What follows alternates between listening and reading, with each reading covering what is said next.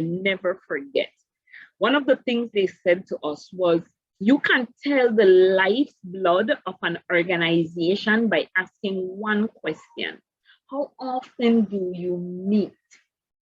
And not only that, once you establish how often they meet, ask or observe how the meetings are conducted. And I never forget that. An organization that meets regularly and allows employees to discuss is a healthy organization. Some organizations don't meet. And so in situations like these, especially for people working out in the fields and not really in an office as such, you want to have regular briefings and debriefings that allows people to feel comfortable to share certain things they encounter. Now, sometimes the way we do this is not as effective. Some people will not speak up. They will feel intimidated. They will feel like they're complaining. And so we have to find creative ways to get people to communicate. But what we want to do as leaders is make sure that we create the space. Create the space where people feel comfortable to communicate and to share challenges, and it becomes a norm that you're not complaining, you're simply, it's called debriefing. You know, what did you encounter today? What was the most challenging thing for you today? And everybody has to say, you know, if it, or what was the highlight? Because you don't want to just look at what are the bad.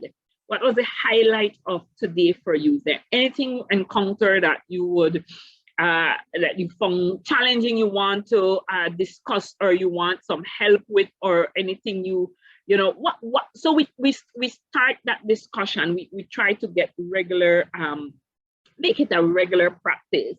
Some people have small teams of 3 and 4, and they say, oh, that's 3 or 4, we don't have to.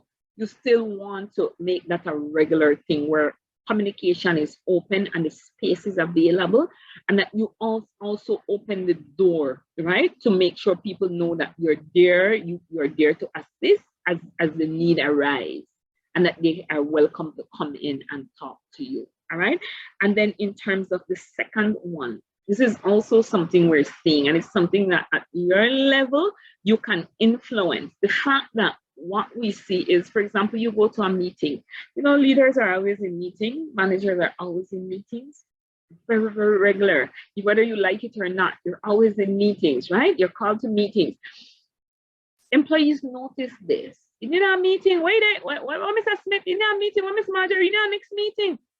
But they never hear what happens. There's nothing hardly ever that comes out of those meetings. And so as leaders, we have to be able to, when we come out of those meetings, find and determine what it is that we can say to our employees. There will be stuff that are discussed that you simply cannot communicate. But there will be things that are discussed, decisions that are made, things that are coming up that you want to say to your employees, okay, you know, following some meeting, within 24 hours of coming out of a meeting, especially if it's a weekly or monthly management meeting, come back and give them some briefing notes and say, this is what transpired, this is what we're working on, this is where the company is going, so that people feel that they are a part of what is going on, right? We hold on to information that we don't need to hold on to. And whenever that happens, people feel like we're hiding things from them, that we're conspiring. There is that atmosphere of mistrust. And so you want to ensure that what you are doing is fostering that open communication with your people. Information that can be shared should be shared, and people should rely on you for that information, knowing that you don't have to worry. I don't have to go try sneak around and find out. Because what happens if you are not a leader who does that, and another department head or unit does that, then information is coming to your people informally, and they might not even get the right information. They're hearing it third hand or fourth hand from somebody else.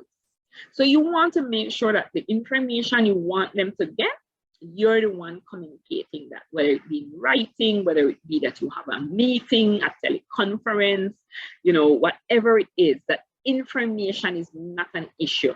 Sharing of information is something that happens on a very, very regular basis for your organization. And that is how you overcome some of those challenges in communication. Make it a norm, right? You shouldn't see people going to meetings and then nothing happens when they come out of that meeting.